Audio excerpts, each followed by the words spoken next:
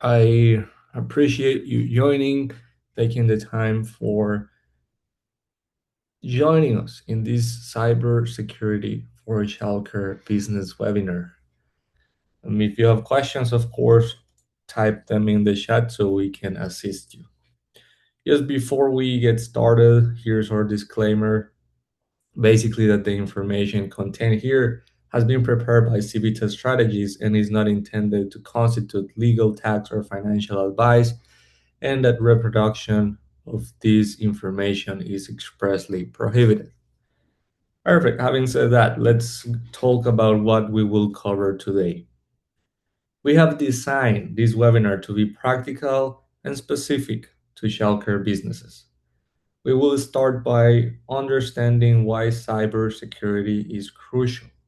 And I promise I will explain everything in plain language.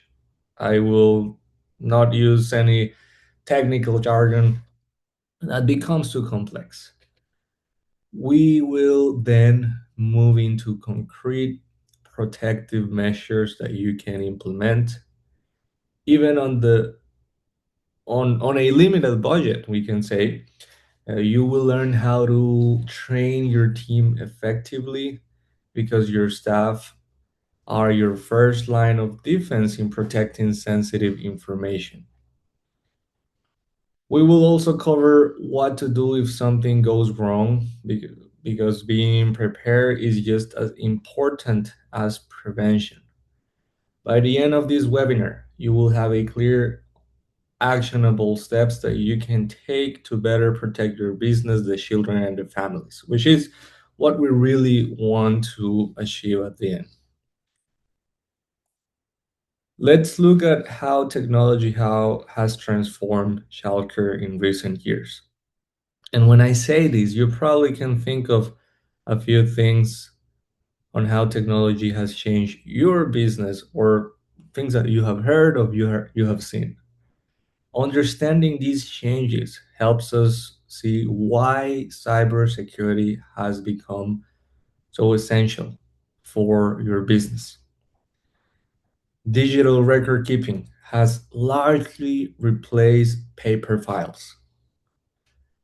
Where you once had filing cabinets full of enrollment forms, immunization records, attendance sheets, you likely now have this information stored on computers or somewhere digital. This makes information easier to access and update, but it also means we need new ways to secure it. Now, before, when we had paper files, you had your own method to secure important documents, making sure they don't get damaged, that they don't get lost. So that's the same. We have new methods for storing information. We need new methods for securing this information. Think about it. Um, a locked filing cabinet used to be enough, but now we have digital security measures to protect the same sensitive information. Also, maybe you allow online payments. And these type of systems have changed how you handle tuition and fees. For many of you, gone are the days of chasing down checks or dealing with large amounts of cash. While this makes life easier for both you and your families, it also means that you are handling sensitive financial information that online criminals would love to access. Parent communication has gone digital too. Many of you probably use apps, either CCMS apps or any type of messaging apps to stay connected with parents. Also, smart monitoring devices like security cameras with internet access that help you maintain security and provide peace of mind to the families. However, these devices can be vulnerable if not properly secured. An unsecure camera could potentially allow strangers to view your business and classrooms. something none of us will really want. Also, digital learning. These have become increasingly common, from tablets using activities to educational software. While these tools can enhance learning experiences, they need to be managed securely to protect children's privacy. All these digital tools make your job easier and help you provide better service to families. But just as you have safety procedures for your physical space, checking that doors are locked, maintaining safe play areas, following proper pickup procedures, you definitely need security procedures for your digital space as well. So this is where we have to start understanding the risks. Now that we have the understanding of how technology has transformed childcare businesses, we have to talk about what risks are out there, what we are really protecting. Every piece of technology you use in your business comes with both opportunities and responsibilities. Let's talk about what we are really protecting here. Every day, families trust you with their most precious possession, their children, but they are also trusting you with a wealth of sensitive information. Think about some of the data you hold. You probably have access to children's personal details. You have access to family addresses. You have access to medical records. You have access to emergency contacts, to payment information. If this information fell in the wrong hands, it could have serious consequences for the families you serve and also for your business.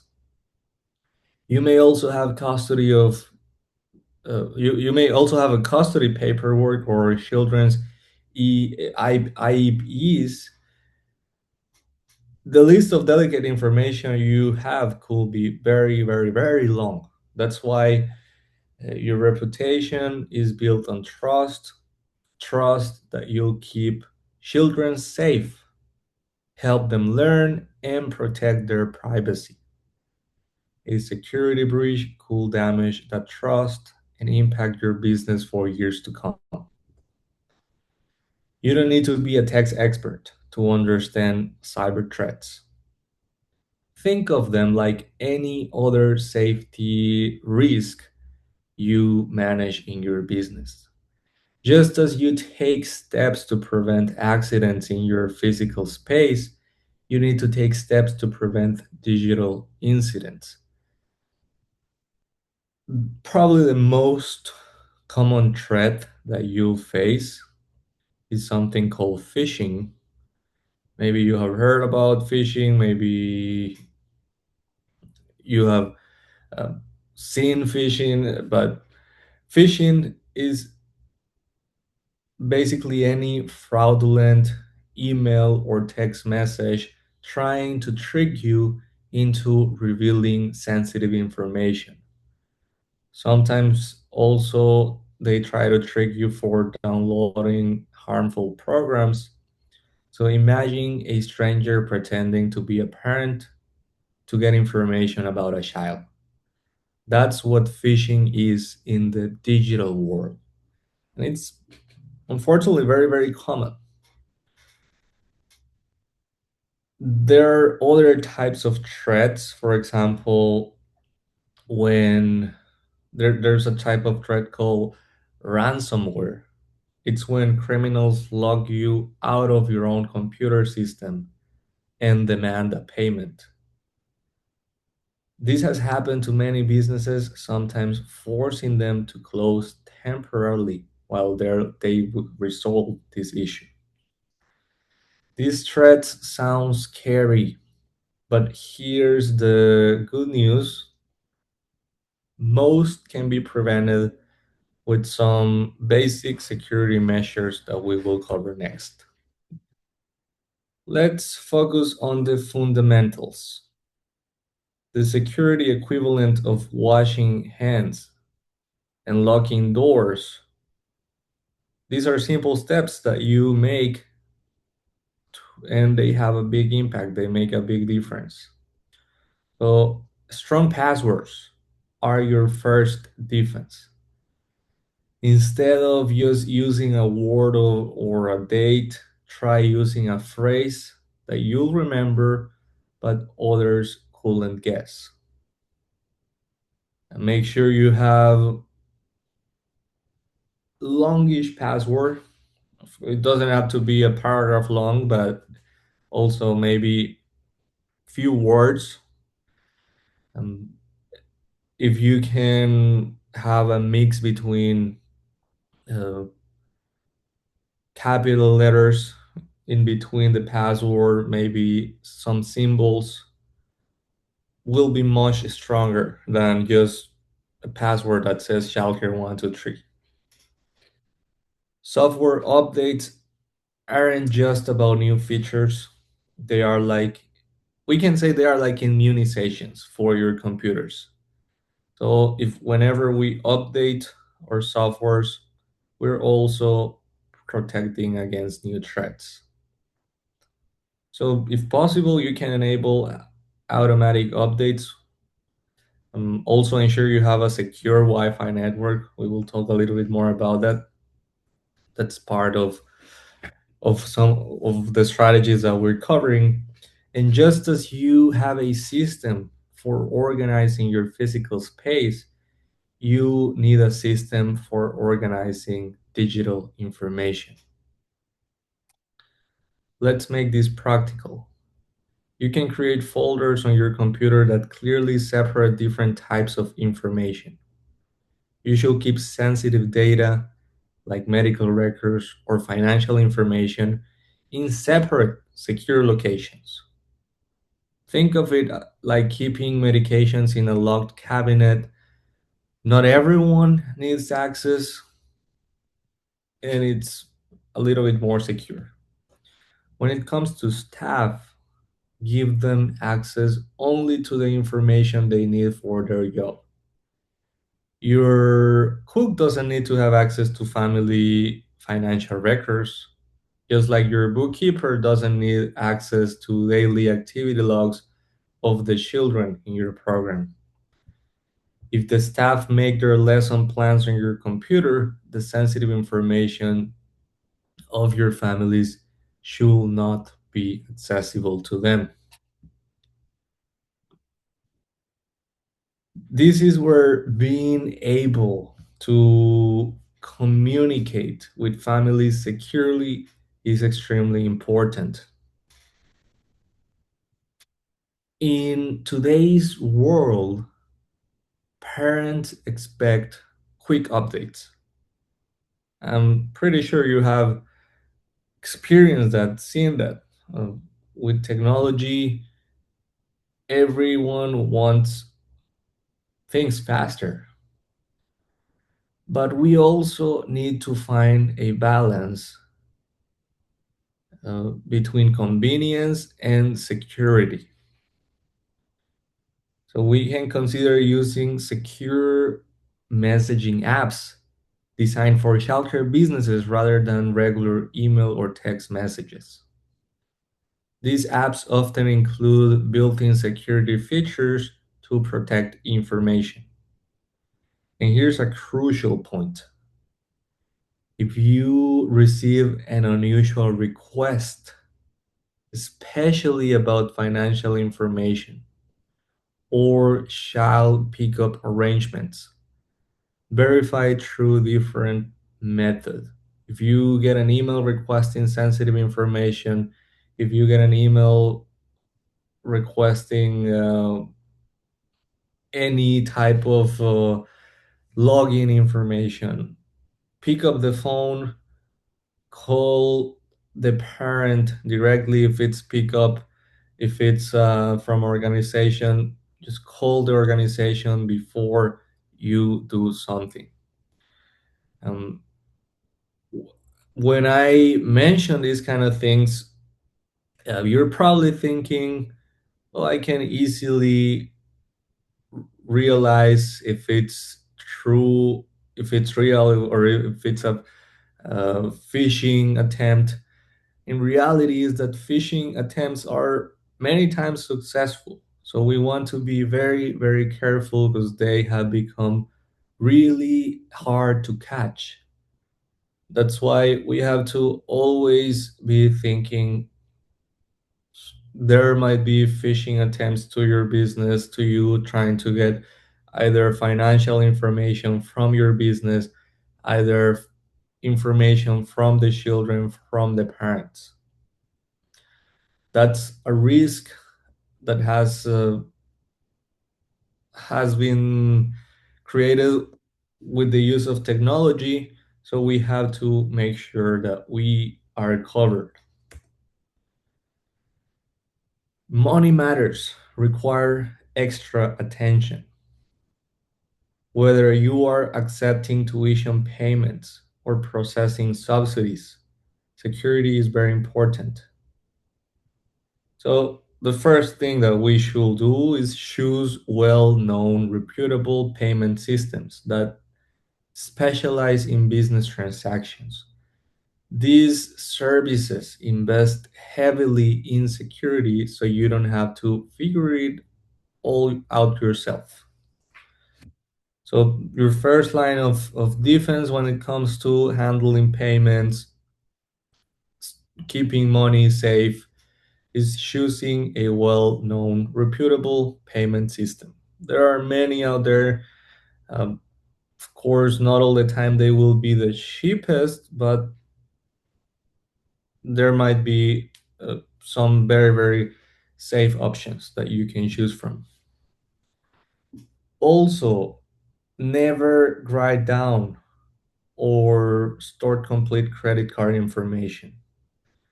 It's not just risky, it might be illegal also depending on your location.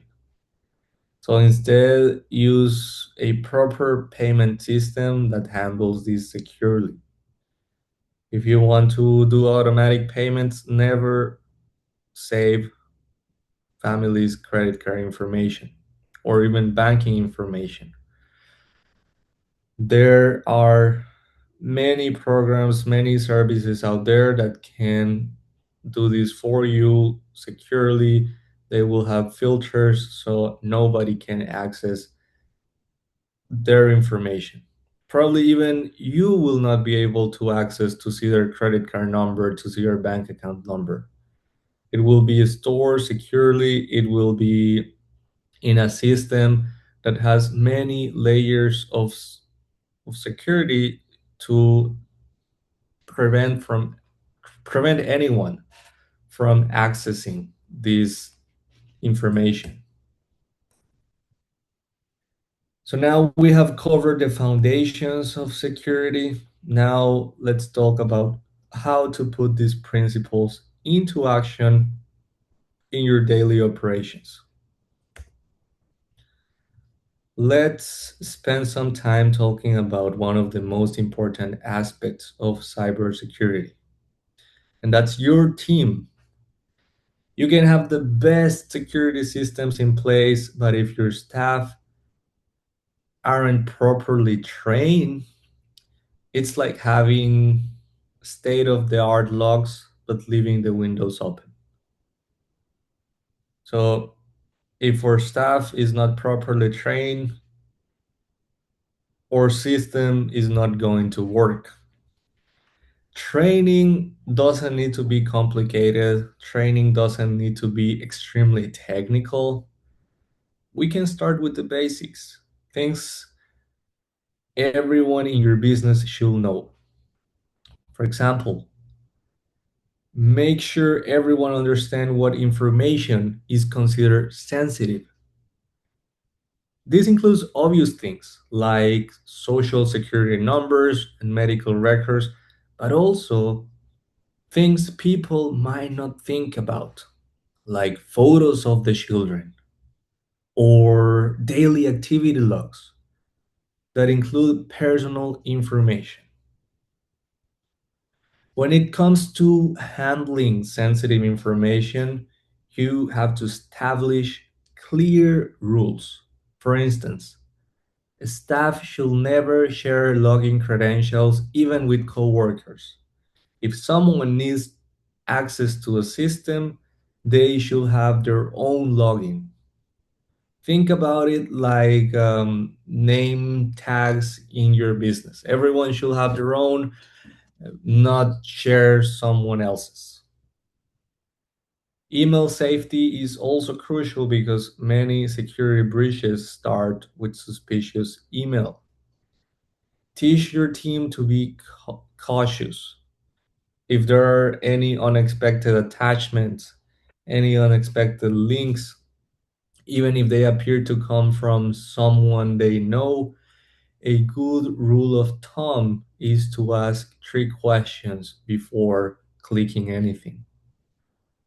First, was I expecting this email? Does the sender address look correct? Is there any pressure to act quickly? If anything seems off, they should check with a supervisor. And this is not something that you can expect from your staff, from your employees, if you don't train them. Employees, at least we have to notify them, at least we have to tell them. Of course, it's better if they are trained. Uh, but usually people is not expecting a phishing email. Usually people is not looking for a phishing email. That's why it's really, really important that we train our staff, we train ourselves as well to be on the look for any phishing emails. What does an phishing email look like? And I will tell you, if you're not looking for it, it's really hard to catch. It's really hard to fall into some of these traps. That's why it's important that we go through a proper training. Device policies are another important area. If staff use their personal phones or tablets for work, you have to establish clear guidelines. What applications are approved for work use?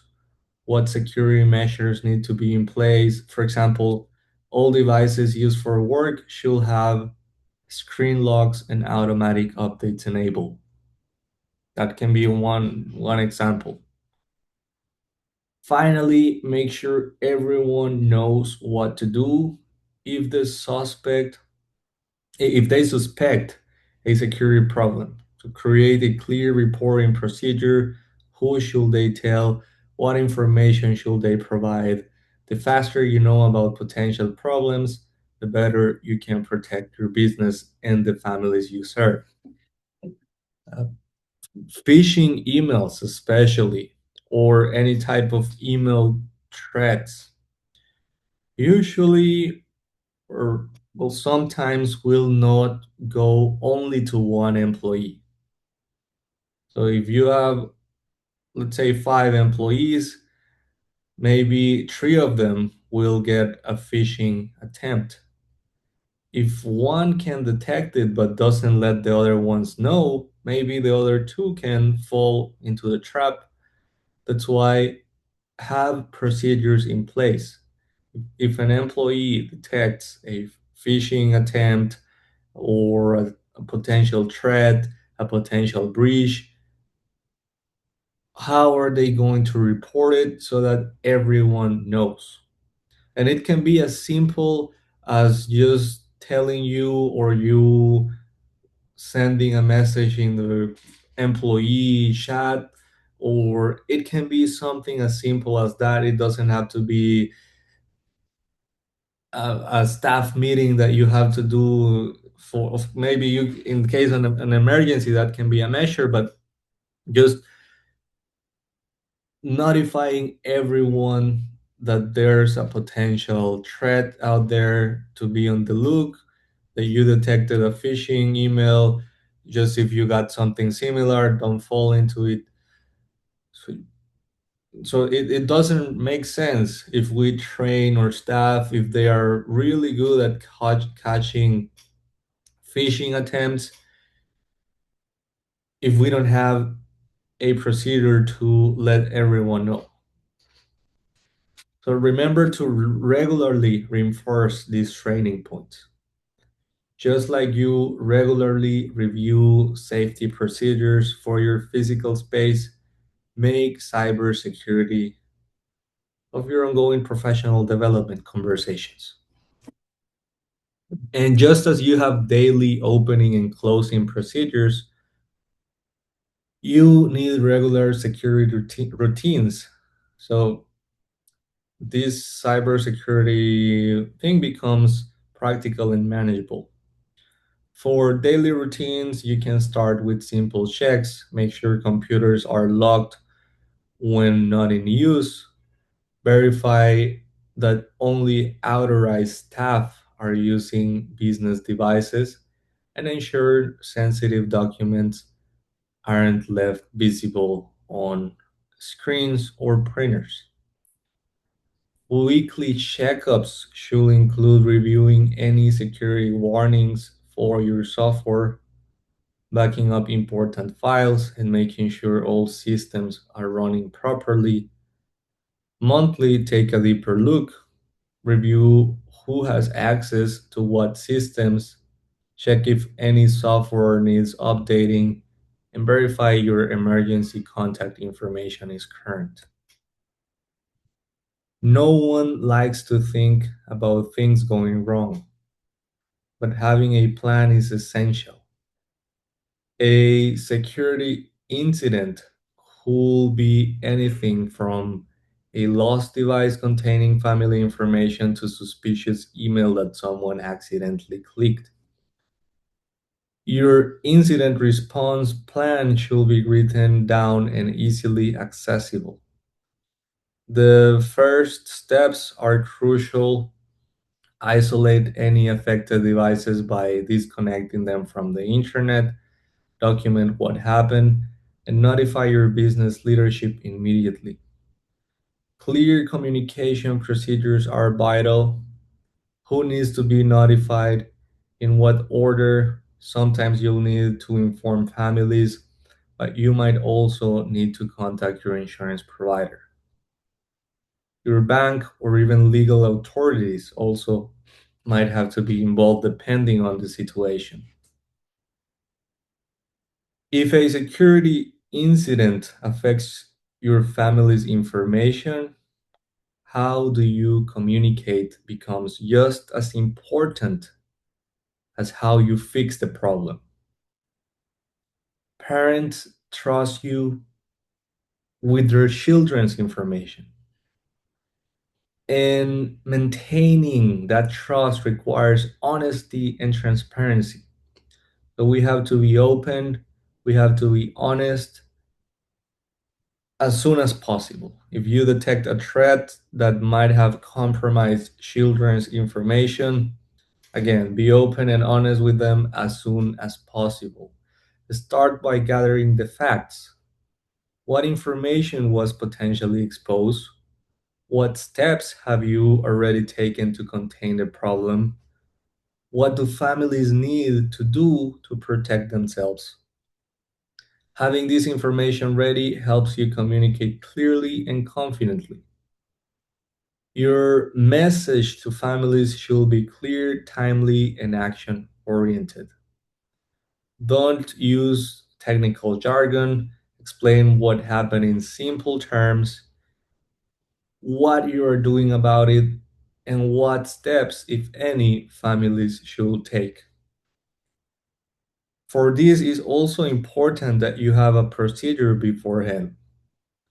In your safety protocols, if you have a document outlining your, can even be your emergency preparedness plan, also add these type of situations. What happens If someone accesses children's information, how do I communicate it? What do I do to go over it? Finally, let's talk about protecting your business without breaking the bank. Many small childcare businesses sometimes operate on tight budgets, but that doesn't mean that you can't have good security. You can start with built-in tools. If you use Windows, if you use Mac computers, they come with free security features like firewalls and basic antivirus protection. Learn to use this effectively before investing in additional solutions. If you're going to use paid services, focus on what matters most. Well, you should have a good backup solution and secure business communication tools, and these should be priorities. Look for providers offering small business or nonprofit discounts. Understanding security is important, but taking action is crucial. Let's look at the specific steps that you can implement today, even with limited resources. So, first, let's dive into specific tools you need to protect your business. Just as you have essential safety equipment in your physical space, you need some basic security tools for your digital space. Windows Defender comes free with Windows and provides good basic protection for password management. Options like, well, there are many options out there that offer even free plans that can help you generate and store passwords securely. For backups, you can consider Google Drive or Microsoft OneDrive. Both offer business plans with enhanced security features. This can automatically back up your important files and let you access them securely from anywhere. Every device in your childcare business that connects to the internet is a potential entry point for security problems. So let's talk about securing these devices effectively. First thing, and we have mentioned this already, computers should have automatic updates enabled. Screens that locked after a few minutes of inactivity, and if possible, any type of antivirus software running. For mobile devices and tablets, use strong passcodes or biometric locks and enable the ability to remotely wipe data if they are lost or stolen. And your Wi Fi network needs particular attention. Set a strong password, create a separate guest network if possible, if parents or visitors need internet access. It's better if they don't access the same Wi-Fi network that you are using. Good data and organization isn't just about finding files quickly, it's also about security. So if you create separate folders for different types of information, keep enrollment forms, financial records, and daily activity logs in different locations, this makes it easier to control who has access to what information and ensures sensitive data isn't accidentally exposed. Think about who needs access to which files because your staff shouldn't have to dig through sensitive financial reports to find daily schedules.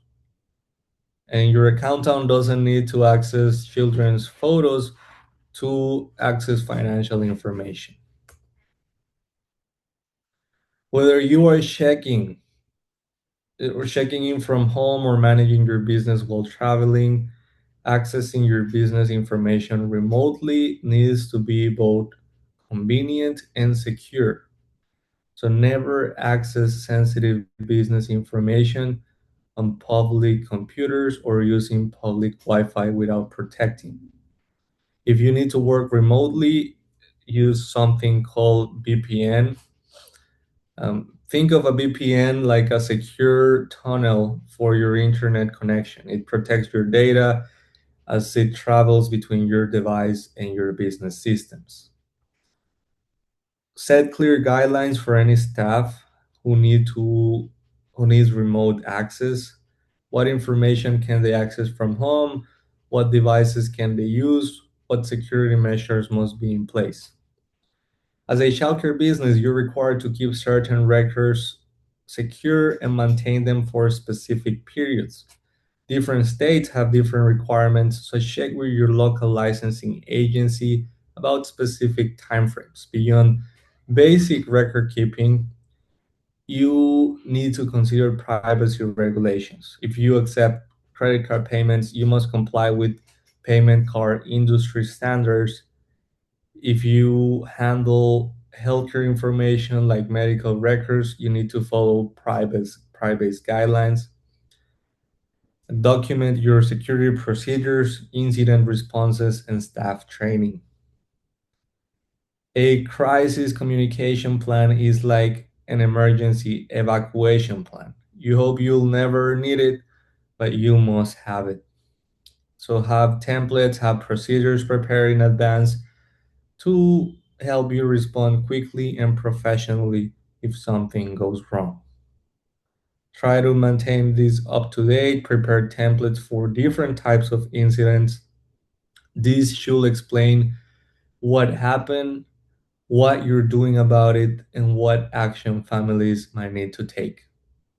Keep the language clear, avoid technical jargon, include guidelines for any type of cybersecurity threat. Now, before we look into specific timelines and resources, let's talk about how to start your security journey. Think of this like planning any other improvement in your childcare business. You need to know where you stand before you can move forward. Start by looking at your current practices. What security measures do you already have in place? What obvious gaps can you spot? This doesn't need to be technical, even simple observations about password practices or computer usage can help identify areas for improvement. Security is like any other aspect of running your childcare business. So it needs a regular attention, it needs consistency to work well. Let's look how to maintain your security measures without letting them become overwhelming. Because we don't want this to take a big chunk of our time during the day, during the week, because that will become just too ineffective. It will be impossible to follow. So we want to have something time effective, easy to follow, something that allows us to be consistent. So think of this like your regular business maintenance schedule, just as you regularly check your physical space for safety issues. You need to regularly review your digital security. You don't have to figure out security all by yourself. There are many resources available specifically for small businesses like yours. I'll share some key resources that can help you maintain good security practices without requiring a lot of technical expertise. Some of them might be guidelines, childcare association resources, online security tools that we will mention in the next steps. But before we move to our QA session, let's review the essential points from today's discussion. First, let's reinforce the security basics we have covered. Always use strong, unique passwords for different accounts. Keep your software and systems updated. Regularly back up your important data. Train your staff on security practices and have a plan for responding to security incidents.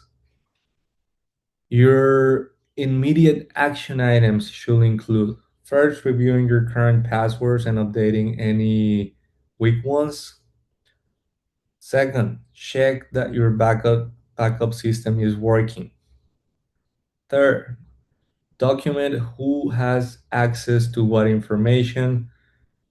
Four, create a basic security incident response plan. And number five, schedule a security basic training session with your staff, for yourself, for anyone accessing business information. Think about specific security challenges in your business. What are your biggest concerns? What obstacles do you face in implementing better security? Remember, good security is not about having the most expensive tools, it's about being consistent, thoughtful, and having effective practices that protect the children and families who trust you. So start with the basic we've covered today and gradually build stronger protections as you become more comfortable with these concepts. Now, let's take some time for your questions. Let's see if there are any questions. If you want to send your questions in the chat, I'll be more than happy to answer.